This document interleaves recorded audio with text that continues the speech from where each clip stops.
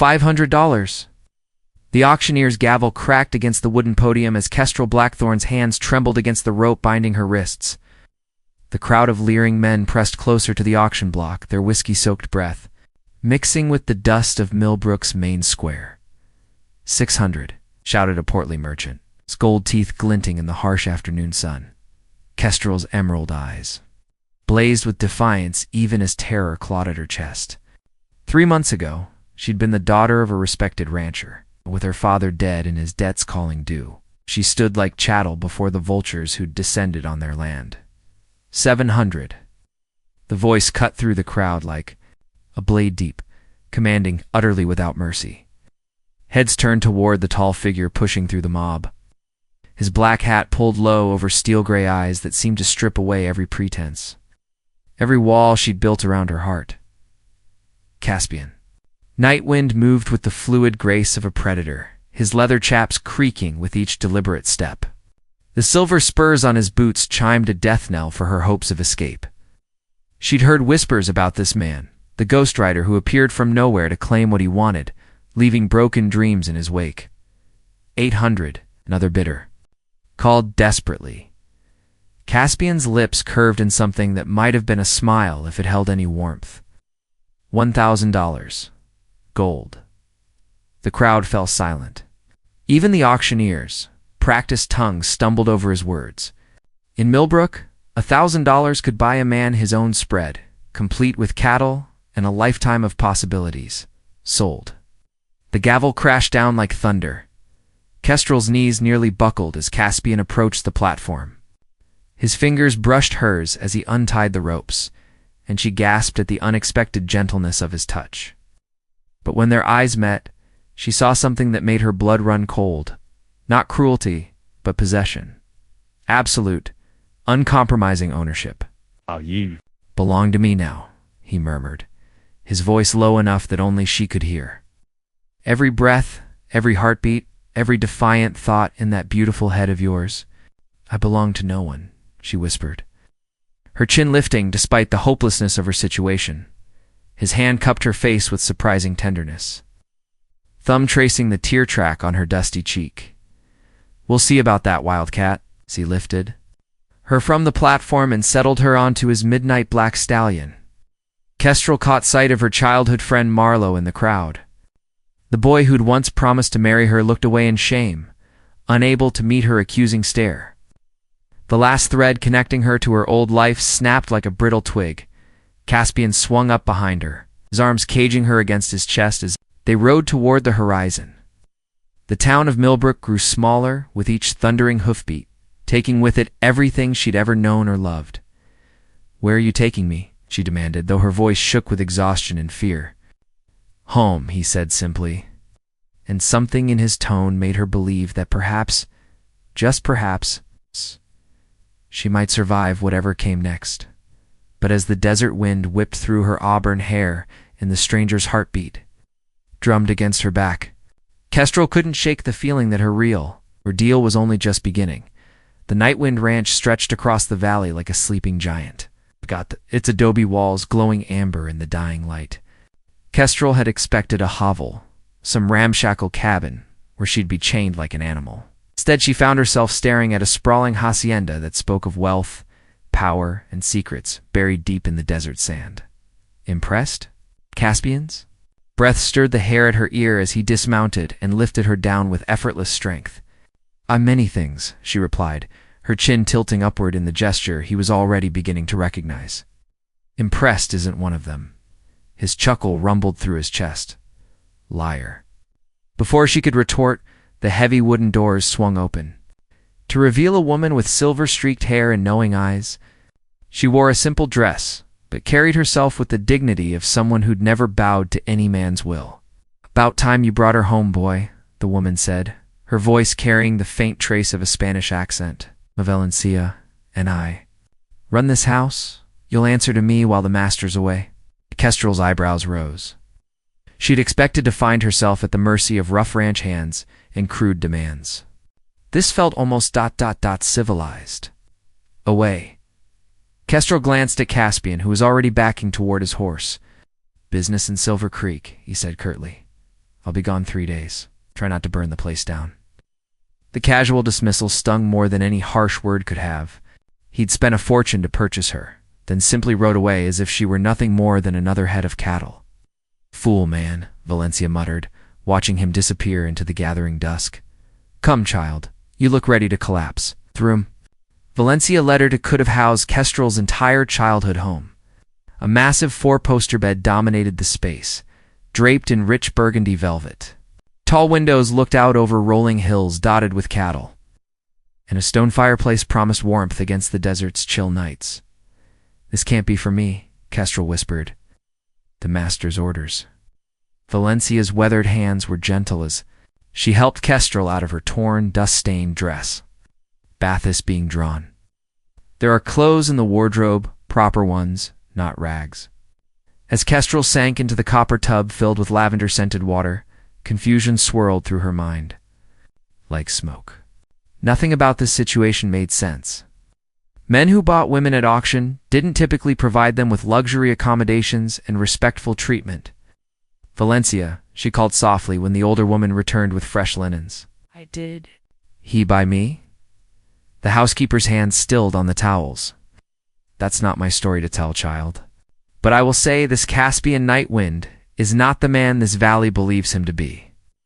Over the next 2 days, Kestrel discovered Valencia spoke the truth. The ranch hands treated her with careful respect, never leering or making crude comments. She was given the freedom to roam the property, though she quickly learned that escape would be impossible. The nearest town was 50 miles through unforgiving desert, but it was the small things that truly unsettled her. Fresh wildflowers appeared in her room each morning. Her favorite foods somehow ended up on the dinner table. The bay mare in the stable had been saddled in anticipation of her daily rides, as if someone had been watching her, learning her habits and preferences. On the third evening, she stood on the veranda, watching the sunset paint the sky in shades of fire. She heard the thunder of approaching hooves. Her heart began to race not with fear, but with something far more dangerous. Caspian appeared like a dark angel against the crimson sky, his coat billowing behind him as he rode hard toward home. When he finally dismounted, and their eyes met across the courtyard, Kestrel felt the world shift beneath her feet. He'd thought of her. She could see it in the way his gaze traveled over her face, searching for signs of distress or defiance. For a moment beneath his carefully controlled expression, she glimpsed something that looked almost like relief. "Miss me, Wildcat," he drawled, but his voice lacked its usual mocking edge. Like a rattlesnake misses its rattle, she shot back, though her pulse hammered against her throat. This time, his smile reached his eyes. "Teach me to shoot." Caspian looked up from the ledger he'd been studying, his coffee cup frozen halfway, to his lips. Dawn light streamed through the study windows, catching the determined set of Kestrel's jaw as she stood in the doorway wearing men's riding clothes that, somehow, made her look more feminine than any dress ever could. "Beg pardon, you heard me." She stepped into the room uninvited, her green eyes blazing with purpose. "If I'm to survive in this God-forsaken wilderness, I need to know how to protect myself." "From what?" His voice carried a dangerous edge. "One on this ranch would dare touch you." "From you." The words hung between them like a loaded gun. Caspian set down his cup with deliberate care, his gray eyes never leaving her face. When he stood, the morning light revealed the exhaustion etched around his eyes. The way his shoulders held themselves too rigid. "You think I mean to hurt you?" It wasn't a question, but Kestrel answered anyway. "I think you're a man who takes what he wants without asking permission. I think you bought me like a piece of property and expect me to be grateful for silk sheets and good food, while I wait for you to claim your prize." Something flickered across his features, pain, perhaps, or regret. "And if I told you that's not why I bought you, I'd say you're a liar." But her voice wavered, betraying the uncertainty that had been growing stronger each day. Caspian moved around the desk with that loud rhetoric grace she'd come to know so well. When he reached for her, she didn't flinch away, though her breathing quickened. "I've never lied to you, Kestrel." His fingers traced the line of her cheekbone with reverent care. "Not once. Then tell me the truth. Why did you pay $1,000?" Dollars for a woman you'd never met? For a long moment, she thought he wouldn't answer. Then his hand dropped away, and he walked to the window overlooking the courtyard where they'd first stood face to face. Because 3 years ago, I watched my sister die in a brothel in Silver Creek, beaten to death by a man who thought he owned her. His voice was steady, but she could hear the steel beneath the calm. She was 16, Kestrel, sold by her own father to pay his gambling debts. The air left Kestrel's lungs in a rush. Caspian. When I heard about the auction in Millbrook, about a rancher's daughter being sold to settle debts, I couldn't let it happen again. I couldn't save Celeste, but I could save you by making me your prisoner instead. He turned then, and the raw anguish in his eyes nearly brought her to her knees. By giving you a choice, stay here, safe and protected, or take half my fortune and go anywhere you want. Start over, free and clear. What? The word came out as barely a whisper. You heard me? Valencia has the papers ready, a bank draft for $5,000 and a letter of introduction to my lawyer in San Francisco. All you have to do is say the word. Kestrel stared at him, her mind reeling. Why tell me this now? 'Cause watching you look at me like I'm a monster is killing me by inches. His admission hung raw and honest between them. 'Cause you deserve the truth, even if it costs me everything. The silence stretched until she could hear her own heartbeat thundering in her ears. This man, this supposedly ruthless cowboyhood. Terrified, an entire town had just offered her freedom without asking for anything in return. And if I choose to stay? The question slipped out before she could stop it. His eyes darkened. Then you stay because you want to, not because you have to. As my guest, my friend, whatever you choose to be. You're what? She stepped closer, drawn by something she couldn't name. My salvation, if you'll have me. His voice dropped to a whisper. My damnation if you won't. Kestrel looked into his storm-gray eyes and saw her own reflection staring back, a woman standing at the crossroads. Between her old life and something entirely unknown, freedom beckoned with one hand, adventure with the other. But it was the third option, the one he hadn't dared to name, that set her blood on fire. Ask me again tomorrow, she said softly, after you've taught me to shoot. His smile was like sunrise breaking over the mountains. Yes, ma'am. As he moved to collect his gun belt from the desk, Kestrel realized she was no longer the same woman who'd stood on that auction block 3 weeks ago. That woman had been a victim of circumstance. This woman was about to become something far more dangerous. The gun felt heavier than Kestrel had expected. Its metal surface cold against her palm as Caspian positioned himself behind her. His chest pressed against her back, solid and reassuring, while his hands covered hers to guide her grip. Breathe, he murmured, his voice a low rumble that seemed to vibrate through her bones. The gun is an extension of yourself. Feel its weight, its balance. They'd been at this for an hour in the canyon behind the ranch house. Tin cans lined up on fence posts like tiny soldiers awaiting execution. So far, Kestrel had managed to hit everything except her intended targets, a cactus, the fence itself, and memorably Caspian's hat when he'd made the mistake of stepping into her line of fire. I can't concentrate with you hovering over me like that, she protested. Though the breathlessness in her voice had nothing to do with frustration and everything to do with the way his breath stirred the hair at her nape. Then don't think, just feel. His words sent heat spiraling through her belly. When had this stopped being about marksmanship and started being about something else entirely?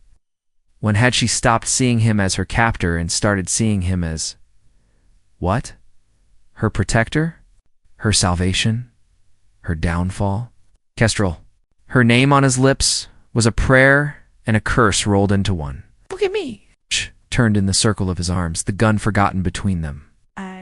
His eyes were dark with something that made her pulse skip and dance. When his hand cupped her face, she didn't pull away. I need to tell you something, he said, his thumb tracing the line of her lower lip, about why I really bought you. You already told me. Your sister, that's part of it, but not all.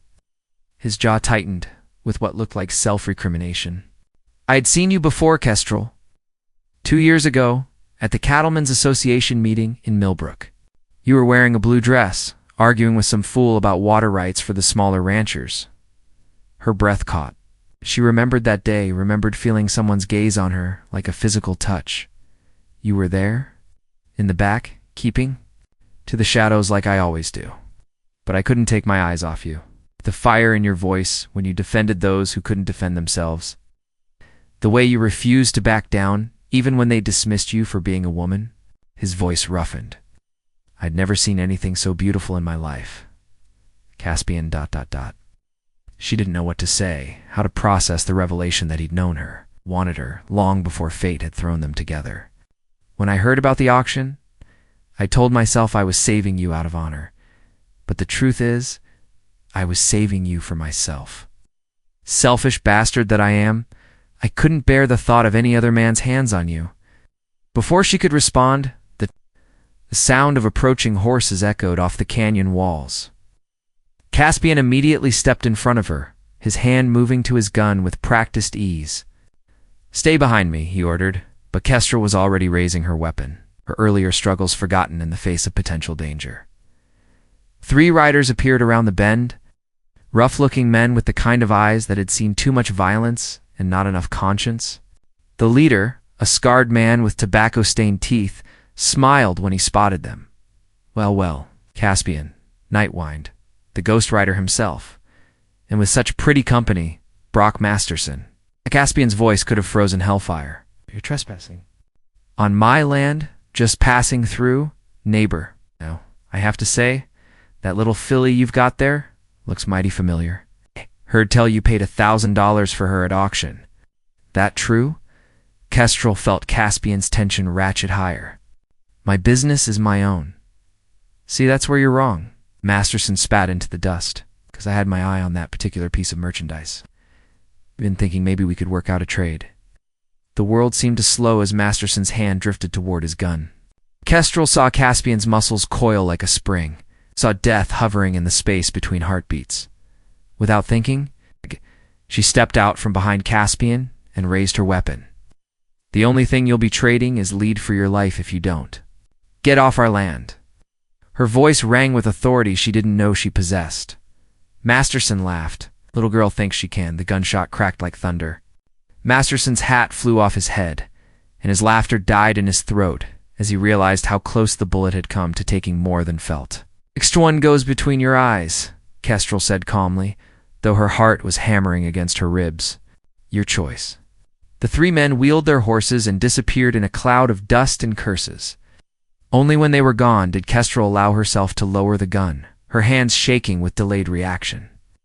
Jesus, Mary, and Joseph, Caspian breathed. Where did that come from?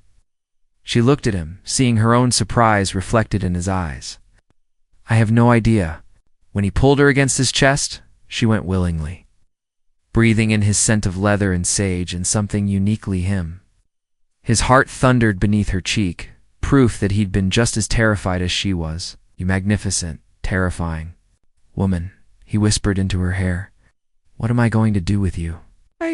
Kestrel pulled back to meet his eyes, seeing her own desire reflected there, like flames dancing in still water. Love me, she whispered. If you're brave enough. The words hung. Between them like a bridge neither was sure they dared to cross.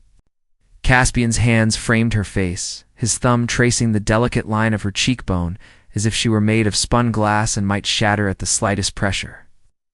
Kestrel, he breathed, her name a prayer on his lips. Are you certain? We crossed this line. There's no going back. Instead of answering with words, she rose on her toes and pressed her lips to his. The kiss started soft, tentative, but ignited into something fierce and desperate when his arms crushed her against him. She could taste the coffee on his breath, feel the rough stubble of his jaw against her skin, and suddenly nothing else mattered but this moment. This man, this overwhelming need that threatened to consume them both when they finally broke apart. Both were breathing hard. Caspian rested his forehead against hers, his eyes closed as if he were trying to memorize the moment. Not here, he said roughly. You deserve better than the dirt and dust. The ride back to the house passed in a blur of charged silence. Valencia took one look at their faces when they entered and quietly disappeared, leaving them alone in the gathering twilight. Caspian led her up the wide staircase to his room, a space she'd glimpsed but never entered. Like everything else about him, it was a study in contrasts. Expensive furnishings spoke of wealth and taste, while weapons and maps scattered across the desk hinted at a life lived on the edge of danger. But it was the small things that made her breath catch a pressed wildflower on the windowsill. A sketch of her profile on his nightstand, clear evidence that she'd been in his thoughts long before today. "You drew this," she whispered, picking up the sketch with trembling fingers. "The night I brought you home, I couldn't sleep, couldn't stop thinking about the way you looked at me, like you could see straight through to my soul." She set the paper aside and turned to face him. "Maybe I could. Maybe I still can." This time, when they came together, it was with the slow deliberation of two people who understood the gravity of what they were choosing. His hands were reverent, as they traced the curves of her body, mapping territory that belonged to no one but him. When he whispered her name like a benediction, she knew she was truly lost. Hours later, she lay curled against his chest, listening to the steady rhythm of his heartbeat. Moonlight streamed through the windows, casting everything in silver and shadow. "Tell me about her," she said softly. "Your sister." His arms tightened around her, and for a moment she thought he wouldn't answer.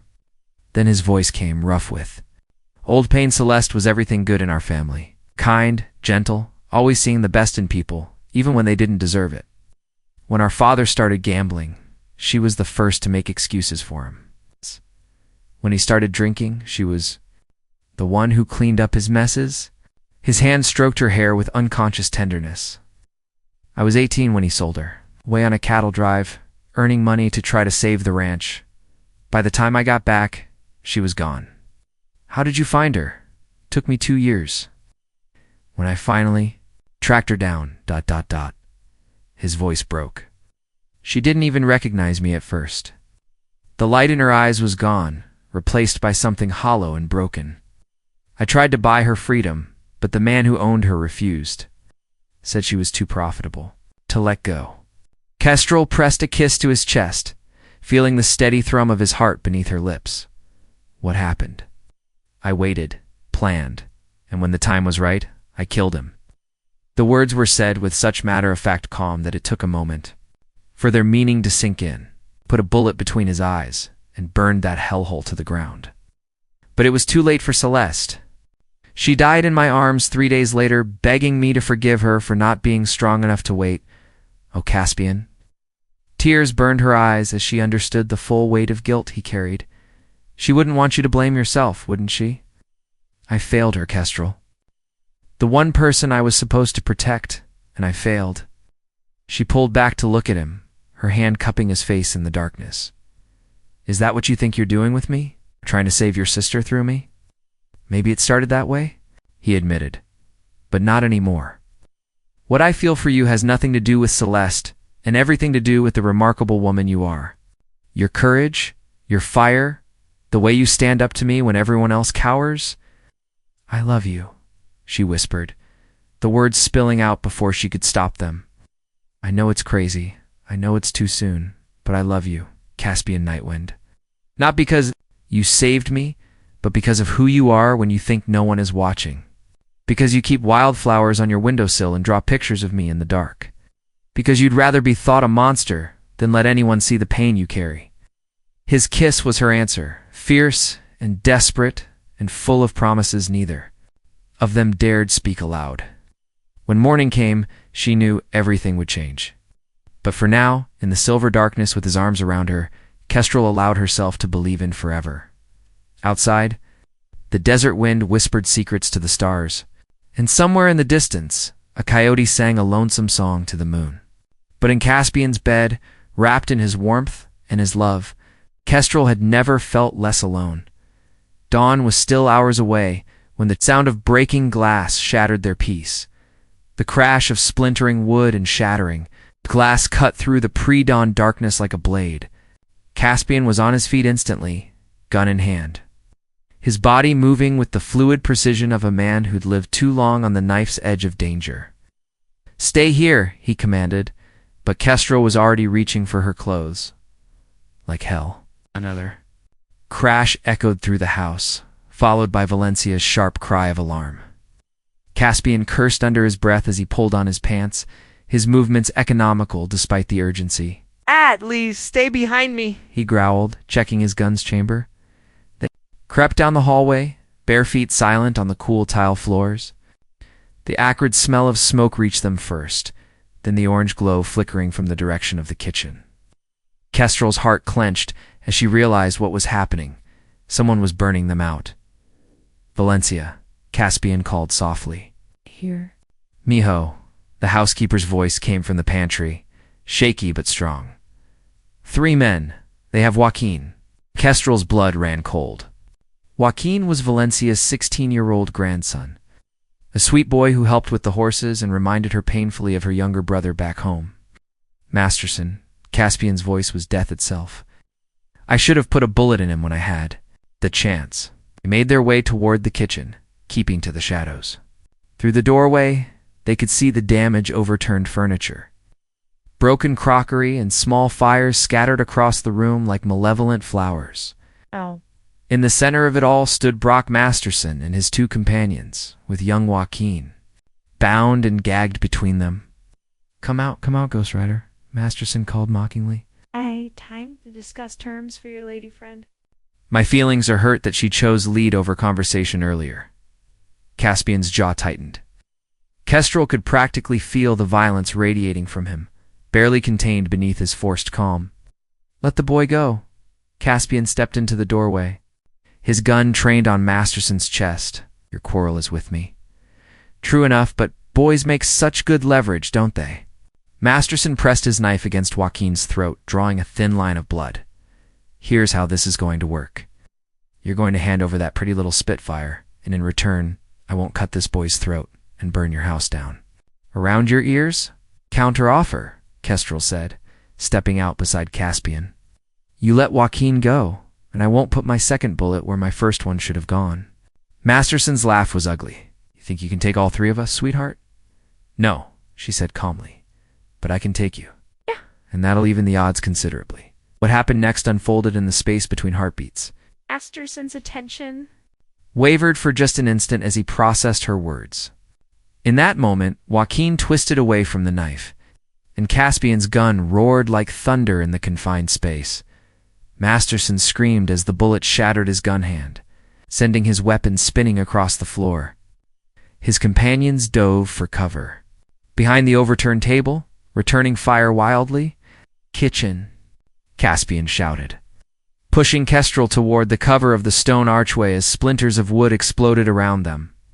The next few minutes were chaos, gunfire, and shouting, the acrid smell of gunpowder mixing with the smoke from the scattered fires.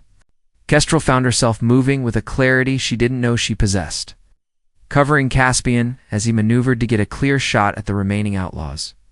When Valencia appeared from the pantry with Joaquin's hunting rifle, adding her own deadly, accurate fire to the mix, the tide turned quickly. Within minutes, Masterson and his men were either dead or running for their lives into the desert darkness. Is everyone all right? Caspian demanded, holstering his gun as he surveyed the damage. Sir. Mio. Valencia was already untying Joaquin, her weathered hands gentle on his bruised face. Nothing that can't be repaired. But as they worked to put out the fires and assess the destruction, Kestrel couldn't shake the feeling that this was only the beginning. Men like Masterson didn't give up easily, and now they knew exactly where to find her. We can't stay here, she said quietly when she and Caspian were alone in his study, surveying the broken windows and scattered papers. This is my home, our home. His voice was iron. I won't be driven out by scum like Masterson. It's not about being driven out. It's about being smart. She moved to stand before him, her hands flat against his chest. They'll be back, and next time, they'll bring more men. I won't be responsible for Valencia or Joaquin getting hurt because of me. So what are you suggesting? That we leave together? The words spilled out in a rush. You offered me $5,000 and a new start. What if we took it together? What if we went somewhere they'd never think to look for us? Caspian was quiet for a long moment, his gray eyes searching her face. You'd do that? Leave everything behind? For you? For us? She rose on her toes to brush her lips against his. In a heartbeat. His arms came around her then, crushing her against him as if he could somehow absorb her into his very being. "There's a place," he said against her hair, "up in the mountains of Colorado. A friend of mine has a spread there, isolated, defensible. We could start over, build something new. Together, he confirmed, and sealed the promise with a kiss that tasted of smoke and gunpowder and hope. As the sun rose over the damaged ranch, painting the sky in shades of rose and gold, Kestrel felt something shift inside her chest. The woman who'd stood on that auction block was truly gone, replaced by someone stronger, fiercer, ready to fight for the love she'd found in the most unlikely of places. Tomorrow, they would ride north toward their new life. But tonight they would stand together against whatever darkness tried to claim them. 3 months later, the first snow of winter dusted the peaks, surrounding their mountain sanctuary like powdered sugar on a wedding cake. Kestrel stood on the porch of their cabin, watching Caspian work with the horses in the corral below, his breath forming silver clouds in the crisp air. The transformation in both of them had been remarkable. Away from the ghosts of their past, Caspian's harsh edges had softened into something warmer, more complete. The shadows that had haunted his eyes were fading, replaced by a contentment she'd never expected to see. As for herself, she'd discovered strengths she never knew she possessed, not just with a gun. Though her marksmanship had become legendary among their few neighbors, but in the quiet moments of building a life from nothing but hope and determination, admiring the view, Valencia's voice carried a note of fond amusement as she joined Kestrel on the porch, a steaming cup of coffee in each hand. "Always," Kestrel replied, accepting the warmth gratefully. Valencia had insisted on coming with them, claiming she was too old to break in a new family. Joaquin had followed, of course, and was thriving in the mountain air, growing taller and stronger with each passing day. "He's planning something," Valencia observed, nodding toward Caspian. "Has that look about him like a man with secrets, burning a hole in his pocket?" Kestrel had noticed it too, the way he'd been riding into town more frequently. The mysterious packages that arrived and disappeared into his workshop, but she'd learned to trust in surprises. Especially the ones that came wrapped in Caspian's careful planning, as if summoned by their attention. He looked up from the horse he was grooming, his face breaking into the smile that never failed to make her heart skip. He said something to Joaquin, who nodded eagerly and took over the grooming, then began walking toward the cabin with that purposeful stride she knew so well. "Ladies," he said as he climbed the porch steps, his eyes dancing with barely contained excitement. "Might I borrow my woman for a private word?" Valencia chuckled and retreated into the house. But not before pressing something small and wrapped into Caspian's hand with a conspiratorial wink. "What's that about?" Kestrel asked, but Caspian was already taking her hand, leading her away from the cabin toward the small grove of aspen trees where they'd shared their first kiss in this new life. The trees were bare now, hid their white bark, stark against the darkening sky, but Kestrel had never seen anything more beautiful. This place had become their sanctuary, the spot where they came to talk through problems or simply hold each other in comfortable silence. "Sit with me," Caspian said, settling onto the fallen log they'd claimed as their own. She curled against his side, breathing in the familiar scent of leather and soap and the indefinable something that was purely him. "Valencia says you've been plotting. Valencia talks too much." But his voice held no real irritation. Though she's not wrong. He pulled back to look at her, and the expression on his face made her breath catch. There was love there, yes, but also something deeper, a kind of reverent wonder that made her feel like the most precious thing in his world. "Kestrel Blackthorne," he began, and she realized with a start that he was nervous. This man who'd faced down outlaws and killers without flinching was actually trembling slightly as he reached into his pocket. "You saved me," he continued, his voice rough with emotion. "Not the other way around. I thought I was rescuing you from that auction block, but the truth is, you rescued me from a life of shadows and guilt and half-living. You brought light into the darkness I'd been carrying for so long." Her heart hammered against her ribs as he dropped to one knee in the snow, pulling out a small velvet box that caught the last rays of sunlight filtering through the bare branches. "I know we started this backwards marriage before courtship, possession before love. but I want to do this right, the way you deserve." He opened the box to reveal a ring unlike anything she'd ever seen, not a traditional diamond, but a stone the color of her eyes, surrounded by smaller gems that caught the light like captured stars. "Emerald," he said softly, seeing her wonder. "From the mines in Colorado. Had it cut special, because nothing else could match the fire in your eyes when you're angry, or the way they soften when you look at me like I'm worth something." Tears blurred her vision as she reached out to touch his face. This man who'd given her everything: freedom, safety, a love deeper than anything she'd ever imagined possible. "Kestrel Blackthorn," he said again, his voice steady now with purpose. "Will you marry me? Not because you have to, not because there's nowhere else to go, but because you choose me, choose us, choose this life we've built together in the mountains." She whispered the word, carrying all the love and hope and fierce joy that had been building in her chest. "Yes." To all of it, Caspian Night whined. "To you, to us, to forever." His hand shook as he slipped the ring onto her finger, the perfect fit telling her this had been planned for weeks, maybe months. When he rose to kiss her, she tasted salt on his lips and realized he was crying this strong, dangerous man undone by her acceptance. "When?" she asked against his mouth. "Tomorrow, if you'll have me. The circuit preacher's in town, and I've already spoken to him. Valencia's been preparing a feast, and half the valley's been invited." She pulled back to stare. "At him? You were that certain I'd say yes?" "I was that hopeful," he corrected, his thumb tracing the ring on her finger. "And if you'd said no, I would have waited and asked again and again, however long it took." The snow began to fall harder as they walked back to the cabin, hand in hand, their future stretching before them like an unwritten book. Behind them, their footprints marked the path they'd taken from that first desperate meeting to this moment of pure. Overjoyed Valencia was waiting on the porch, her knowing smile evident even in the gathering darkness. "About time," she called. "Joaquin has been pacing holes in the floor, waiting for news." "Tomorrow," Kestrel announced, holding up her hand so the ring caught the lamplight. "We're getting married tomorrow." The celebration that followed was small, but heartfelt, just the four of them around the kitchen table, sharing stories and dreams and planning for the wedding that would finally make official what their hearts had known for months. Later, as Kestrel lay in Caspian's arms watching the snow fall past their bedroom window, she thought about the journey that had brought them here. From that terrifying auction block to this moment of perfect contentment, every step had been necessary, every hardship a lesson that made this happiness more precious. "No regrets?" Caspian asked softly, as if reading her thoughts. "Only one," she replied, turning in his arms to face him, his expression darkened with concern. "What? That it took me so long to realize I was already home the moment you lifted me onto that horse?"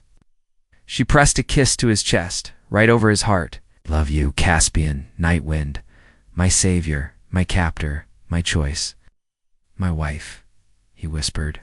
Back, the word carrying all the promise of tomorrow and all the tomorrows that would follow. Outside, snow continued to fall, blanketing their mountain sanctuary in pristine white. But inside their cabin, surrounded by love and warmth and the unshakable certainty that they'd found there forever, Kestrel had never felt safer or more complete.